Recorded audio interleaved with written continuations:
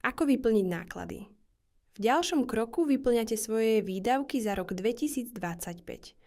Upozorňujeme, že do tejto sekcie nepatria platby do sociálnej a zdravotnej poisťovne. Tie budeme riešiť neskôr. Ak využívate paušálne výdavky, v tejto sekcii nemusíte robiť vôbec nič, systém ich vypočíta za vás. Ak si chcete uplatniť skutočné výdavky, zvoľte možnosť nie. Následne k svojim príjmom manuálne doplňte prislúchajúce výdavky opäť bez odvodov. Ak ste mali na konci roka neuhradené faktúry, záväzky či zásoby, Numiron vám s nimi pomôže. Pohľadávky k 31. decembru 2025 sa vyplnia automaticky z neuhradených faktúr. Táto suma nie je zdaniteľným príjmom a teda z nej neplatíte daň.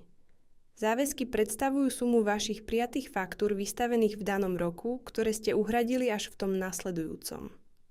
Zásoby sú hodnota tovaru nakúpeného v danom roku, ktorý ste nepredali a zostal vám na sklade.